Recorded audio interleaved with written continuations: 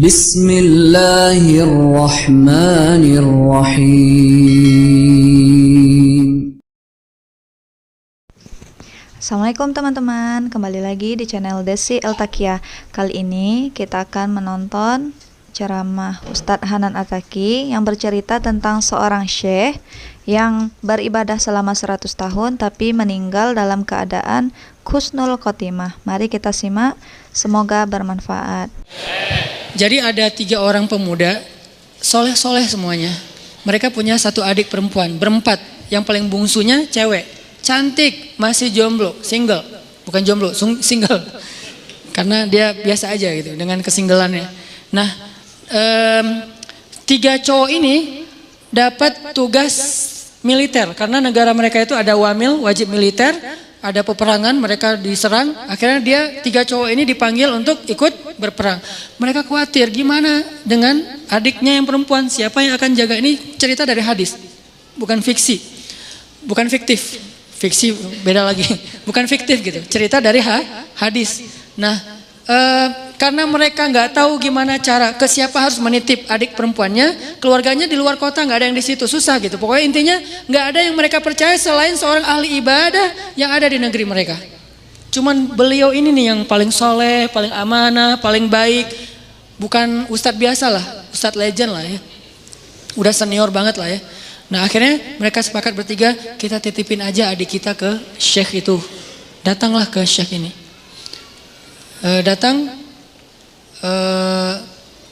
Kalau nggak salah namanya Barsisa, nama syekhnya, Syekh Barsisa. Kami dapat tugas militer, kami ingin menitipkan adik perempuan kami di rumah Anda karena tidak ada yang kami tenang menitipkan adik perempuan kami kecuali kepada Anda. Syekhnya nolak. Ya wajar dong, orang soleh takut fitnah kan. Astagfirullahaladzim, saya nggak bisa, saya nggak pernah menampung kebenaran. Syekh ini juga nggak pernah nikah, saking sibuknya dengan ibadah, saking solehnya gitu. Bukan yang nggak nikah berarti udah sibuk ibadah juga. Beliau kayak Imam Nawawi. Imam Nawawi itu nggak nikah sampai akhir hayat kan. Ketika ditanya kenapa Anda belum menikah? Oh astagfirullahaladzim, saya lupa menikah. Kenapa? Karena saya sudah menikahi ilmu. Saking cintanya beliau dengan ilmu, ilmu itu lebih daripada istri buat beliau. Sehingga tidurnya dengan buku, bangunnya dengan buku, jalannya dengan buku, buku aja kerjanya. Imam Nawawi, ilmunya luar biasa dahsyat. Tapi jangan ditiru ya. Karena kita nggak gitu-gitu amat juga tentang ilmu. Ilmu enggak, nikah enggak kan? Ya pilih salah satu deh. Kalau enggak ilmu ya nikah gitu. Masalahnya kita ilmu gimana? Apakah udah selevel Imam Nawawi yang hadis dalam semalam hafal berapa ribu hadis. Terus setiap malam tuh nulis buku. Sholat 2 rakaat, satu paragraf. 2 rakaat, 1 paragraf. Jadi setiap paragraf itu 2 rakaat sholat. Wudhu dari isya ke subuh, 1 wudhu. Selama bertahun-tahun 1 wudhu sholat subuh dengan isya. Maksudnya nggak tidur semalaman karena terjaga wudhunya Imam Nawawi. Nah Syekh Barsisa nolak, nggak mau, please karena kami nggak tahu harus menjagain apa, harus nitip ke siapa daripada adik saya apa-apain orang. Karena udah dipaksain terus, ya udah deh. Kalau mau saya minta satu hal, apa? Bikinkan untuk adik kalian 1 ruangan, 1 kamar yang nggak campur dengan rumah saya di belakang gitu. Akhirnya dibangunin sama mereka kamar sederhana untuk adiknya yang perempuan. Taruh aja di belakang rumah si syekhnya. Syekhnya biasa beribadah di musola. Jadi rumah, musola, kamar ceweknya. Jarak musola dengan kamar ceweknya terhalang oleh rumah syekh. Jadi agak berjarak gitu. Udah pergi mereka berjihad. Hari-hari pertama syekhnya nggak pernah berkomunikasi 1 patah kata pun dengan si cewek ini. Karena diamanahin nafkah kebutuhannya, akhirnya dititipkan uang. Syekh ini ke pasar beli roti, setiap pagi taruh roti di depan pintunya, balik lagi ke musola zikir. Astagfirullah, astagfirullah. Si perempuannya tahu jam udah ada roti di depan pintu dia buka, ambil roti, makan di dalam. Nggak pernah komunikasi. Sehari, seminggu, minggu kedua mulai datang setan. Yuwaswis fi sudurin pakai perasaan, bukan pakai logika. Perasaannya yang diusik. Kasihan juga tuh cewek kesepian. Masa nggak disapa sama sekali, ntar dianggap sombong loh. Ya sapa sederhana aja, nggak usah berlebihan, cuman sehat gitu doang. Oh ya udah, titipin roti. Assalamualaikum, sehat teh? Sehat Ustadz, alhamdulillah. Oh ya, pergi aja. Gitu doang. Jadi kayak japri, sehat, udah. Nggak pakai emoticon. Jadi benar-benar kayak apa tiis aja gitu kan ya, dingin aja nggak ada apa-apa gitu. Zikir astagfirullahaladzim, astagfirullahaladzim, astagfirullahaladzim. Besok datang lagi setan. Masa cuma nyapa doang? Siapa tahu dia pengen sesuatu tapi nggak berani ngomong karena kaku. Ya lebih lemes lagi lah biar siapa tahu si cewek ini butuh apa nanti dia bisa ngomong karena nggak malu. Oh ya juga sih. Teh sehat ya, kalau butuh apa-apa kasih tahu saya ya. Oh iya Ustadz makasih. Nah ini kan nih. Akhirnya datang setan yang satu lagi. Lo tugasnya sama cewek, gue cowok. Setannya bagi tugas. Tapi bukan karena kelainan, memang gitu tugasnya. Si setan yang ke ceweknya bilang, itu Syekh itu baik banget ya, soleh banget. Kamu kalau ada apa-apa jangan sungkan, ngomong aja ke beliau orang soleh kok, orangnya senang membantu. Kan baik kan? Nggak ada yang negatif kan? Besok-besok, teh butuh apa? Ya Ustadz boleh nitip sesuatu apa? Pengen apa makan apa gitu. Ini ada uangnya, nggak apa-apa udah dititipin sama kakak-kakaknya teteh. Oh ya udah, maaf ya Ustadz merepotkan, nggak apa-apa. Nah, mulai ini. Pergi ke pasar, beliin apa roti, susu. Makasih Ustadz udah bagi 2 aja masa saya makan sendiri nggak habis. Setan bilang kan, nggak akan habis tuh mubazir. Benar nggak sih? Mubazir kebanyakan tuh udah bagi 2 aja. Ustadz bagi 2 aja, udah nggak apa-apa makan aja. Kata si yang satu lagi setannya, jangan mau diterima, malu atuh sama cewek. Udah, akhirnya apa? Udah makan aja ntar kalau nggak habis baru saya habisin. Mulai kan, makan. Ustadz nggak habis. Ya udah sini dihabisin. Mulai kan agak-agak gimana gitu kan, bekas. Makan. Lama-lama datang lagi setan tuh. Coba tanya, siapa tahu dia pengen belajar sekaligus daripada dia diam-diam aja, nyantri aja sekalian. Nyantrinya apa? Belajar agama. Tanya butuh apa tentang masalah agama yang saya bisa bantu. Sedikit-sedikit adalah ilmu. Oh ya udah benar juga ya, dapat pahala lebih. Teh nanti kalau butuh apa-apa udah nggak sungkan sekaku yang pertama kan. Butuh apa-apa kasih tahu aja ke saya, insya Allah kalau ada pertanyaan saya bisa jawab. Kalau nggak ada nanti saya tanya ke yang lebih ahli. Oh ya Ustadz kebenaran saya lagi nanya nih masalah ini gimana. Nah mulai, tapi masih di balik pintu. Kenapa? Jangan ketemu orangnya, fitnah dong kata setan. Jangan nanti fitnah ikhtilat kata setan teh. Setan yang ngajarin ilmunya nih. Ikhtilat jangan. Oh ya benar juga. Jadi teriak-teriak dari belakang pintu, depan pintu gitu. Oh kalau gini gimana Ustadz? Nah lama-lama datang lagi setan. Mungkin sebetulnya si teteh itu ada pertanyaan yang privasi. Nggak enak nanyanya sambil teriak-teriak. Kayak nanya masalah cara membersihkan haid atau apa kan nggak enak teriak. Ustadz cara ngebersihin haid gimana kan nggak enak kan ya? Ya udah kamu lebih dekat lagi duduk depan pintu jangan berdiri. Duduk aja depan pintu baru ngobrol. Ya udah teh kalau teteh butuh tanya apa-apa saya insya Allah siap jawab. Ini nggak perlu teriak-teriak. Oh ya Ustadz di balik pintu. Sama-sama duduk di pintu tapi masih kehalang, pintu tertutup. Datang lagi besoknya setan. Apa kata orang ngelihat kalian ngomong kayak gitu, satu dalam satu di luar tapi duduk di pintu kan jadi fitnah. Ntar dikira semua orang ada apa-apa. Lebih baik masuk ke dalam biar nggak ada yang ngelihat. Tapi pintunya dibuka. Awas jangan ditutup. Ntar digoda setan. Lah ngomong setan. Nah ini nih setan nih, talbis. Makanya ada buku tebal ya, judulnya Talbisul Iblis. Tipu daya, tipu muslihat iblis. Gitu dibawanya ke kanan dulu, baru ujung-ujungnya ke kiri tanpa disadari. Tapi buka pintu ya. Oh iya juga ya, nggak boleh tutup pintu, ntar jadi ikhtilat lagi. Ntar setan lagi. Padahal dari tadi juga setan. Udah teh boleh di dalam aja nggak enak dilihat orang. Oh ya Ustaz nggak apa-apa. Yang bagian ceweknya bilang nggak apa-apa dia orangnya amanah, nggak usah khawatir. Gitu kan? Udah aja duduk dekat pintu tapi udah di dalam ruangan. Ngobrol, udah ketemu orangnya beda udah pasti. Pertama cewek ini nggak pernah kenal dekat sama cowok, kedua Syekh ini nggak kenal dekat sama cewek. Ini adalah kali pertama mereka berinteraksi lawan jenis dan dekat sekarang. Nggak ada siapa-siapa. Mulai bercanda, jangan kaku-kaku amat dah tuh ngantuk taklim teh, kasih candaan dikit. Ya udah mulai canda, jadi akrab, jadi hai, malu dilihat orang, masa bercanda tapi kelihatan orang, udah tutup aja pintunya kan udah saling kenal, udah saling percaya. Tutup pintunya, ngobrol, nauzubillah, terus dekat sampai akhirnya curhat si cewek ini. Namanya manusia pasti semuanya punya masalah kan? Akhirnya dia berani curhat. Ustadz, saya udah anggap Ustadz sebagai keluarga saya percaya. Boleh saya curhat masalah pribadi? Curhat, buka. Waktu itu masih syariat hijab, cadar, buka cadarnya. Langsung udah lihat wajahnya, udah kemana-mana, udah setan teh. Setan yang datang udah bukan lagi bab ini, setan kan gonta-ganti sesuai dengan kapasitasnya. Sekarang bab yang lain lagi, datang setan yang ahli di bidang yang lain. Udah terus aja sampai mereka akhirnya udah akrab, udah tahu semua cerita-ceritanya. Nangis, ceweknya nangis senangis-nangisnya datang setan romantis. Kalau yang pertama nggak ngerti romantis, taunya fikih. Kalau sekarang setan jangankan setan, manusia aja ada yang kayak gitu.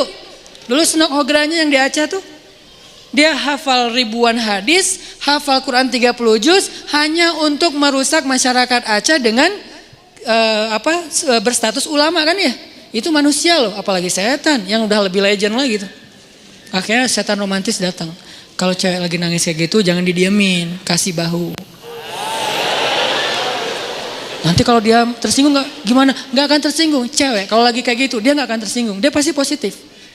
Jangan kasih bahu pas dia lagi ngomongin masalah agama. Kasih bahu pas dia lagi nangis, lagi emosional. Itu pasti dia akan terima. Oh gitu ya? Udah Neng. Nah mulai nih akrab, usap-usap. Jadi nauzubillah akhirnya mereka berzina. Udah di sini kan? Udah berzina. Berzina sekali karena udah terlanjur dosa lah. Kagok udah kagok kan? Udah aja, biasa aja gitu. Udah dosa juga gitu. Jangan manggil Syekh lagi lah, manggil A aja. Jadi tadi kan manggilnya Syekh, lama-lama Ustadz, lama-lama AA. Manggil lah, udah akrab teh, udah zina, ada segala macam, nauzubillah. Ngomongnya juga nggak enak. Udah gitu, maaf perempuannya hamil. Perempuannya hamil, Syekh ini takut ketahuan sama kakak-kakaknya. Karena adik perempuan mereka ternyata dihamili sama Syekh ini. Kalut, panik, datang setan kriminal. Bilang, lo udah bikin adiknya, lo gak akan dibiarin hidup. Setannya udah beda ngomongnya. Ngomongnya udah beda. Udah terlanjur. Udah lo habisin aja deh. Gak usah banyak mikir, udah lo habisin aja lo sekarang. Udah. Gitu-gitu. Oh udah dihabisin, dibunuh ceweknya. Karena takut ketahuan. Ditakut-takutin sama setan. Pokoknya lo habis, lo malu, semua orang kampung akan mencela kamu dan segala macam. Pokoknya dibikin goyah banget nih Syekh ini. Akhirnya dibunuh, dikubur di belakang rumah. Tapi udah dibisikin sama setan alasannya, modusnya apa? Bilang aja sakit, meninggal, dikuburin. Nggak lama, belum juga, baru sehari, kadarullah datang nih kakak-kakaknya. Syekh, assalamualaikum, waalaikumsalam. Syekh, alhamdulillah kami semuanya selamat. Adik kami di mana? Syekh ini pura-pura sandiwara. Ada apa Syekh? Innalillah, yang sabar ya gitu. Allah mentakdirkan kalian gak ketemu lagi. Baru aja kemarin adik kalian sakit keras dan meninggal. Maafkan saya gak bisa jaga amanah kalian. Innalillah wa inna ilaihi raji'un. Ya gak apa-apa Syekh, di mana kuburnya? Di belakang. Datang doa, pulang aja. Setan kan jahat banget ya. Setan tuh gak pernah berpihak sama kita. Dia itu pengadu domba. Malam setan ini datang ke dalam mimpi ketiga kakak beradik ini. Mimpinya sama. Setan yang sama, gimana gak sama redaksinya. Mimpinya sama. Datang, adik kalian itu nggak meninggal sakit, dibunuh setelah dinodai sama Syekh itu. Buktinya kalau kalian mau tahu, coba kalian gali kuburnya, lihat bekas pembunuhan itu. Kalau datang ke satu, ya anggap aja mimpi. Datang ke yang kedua, sama. Ketiga sama, bangun dari mimpi. Saya mimpi buruk tentang adik, saya juga sama. Apa mimpinya? Diceritain, kok sama ya mimpi kita?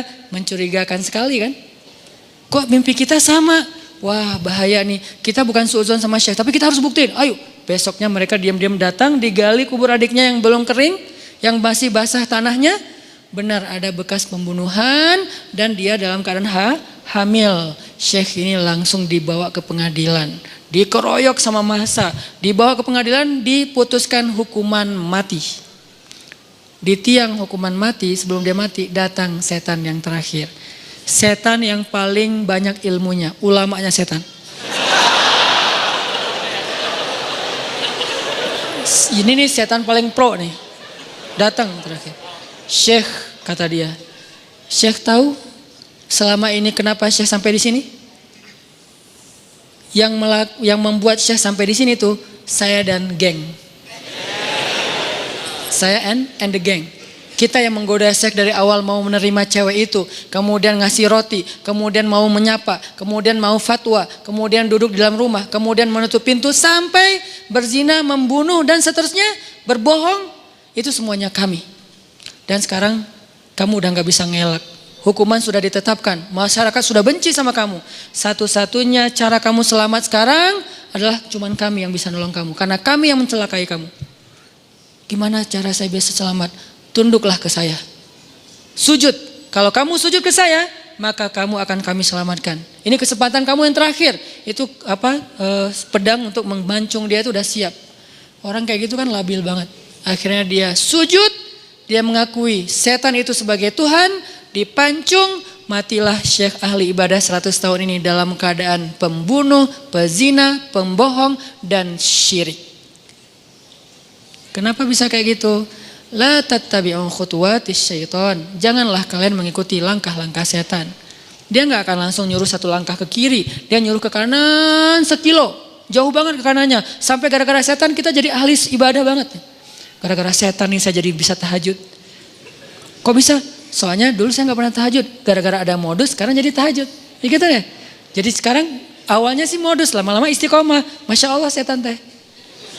Jadi dari modus jadi istiqomah.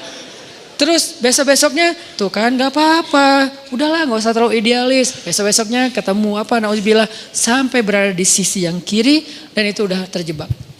La tattabi'u khutuwatis syaitan. Jangan ikuti langkah-langkah setan. Bukan jangan ikuti langkah setan. Jangan ikuti langkah-langkah setan. Jadi yang kayak tadi misalnya dayus. Ini gara-gara ngomongin dayus nih. Suami harus cemburu. Karena cemburunya suami itulah penjaga istri. Kalau suami udah gak cemburu, istrinya berlebihan komunikasi dengan lawan jenis, sikap ke lawan jenis. Berarti istrinya udah gak ada yang jagain. Bukankah tugas suami itu ku anfusakum wa ahlikum naro, tapi cemburunya juga cemburu yang baik, jangan mencela. Cemburunya menasehati, kan dia Al-Qur'an juga dikasih tahu kan ya, menasehati mereka, pindah tempat tidur, apalagi nasihati, pindah tempat tidur, pukul dengan pukulan yang tidak melukai dan tidak menyakiti. Kemudian kalau mau menceraikan pun dengan cara yang baik, tapi nauzubillah jangan sampai ke tahap itu gitu. Yang jelas cemburu harus punya, cuman jangan berlebihan. Nah, yang akhwatnya, yang cewek-ceweknya, kalau dicemburuin suami, bahagialah. Kenapa? Berarti suami kita sayang sama kita. Berarti suami kita itu masih perhatian sama kita. Selama ekspresi cemburunya belum berlebihan, cuman cemburu. Jangan gitu dong gitu. Gak ada apa-apa kok. Emang gak ada apa-apa, tapi kan gak pantas. Nah ini nih yang kayak gini-gini nih. Kayak komunikasi japri, di grup, pas ketemu orangnya atau apapun. Ini harus terjaga. Ini nih tadi yang bab dayus ya. Ini juga sesuatu yang behavior.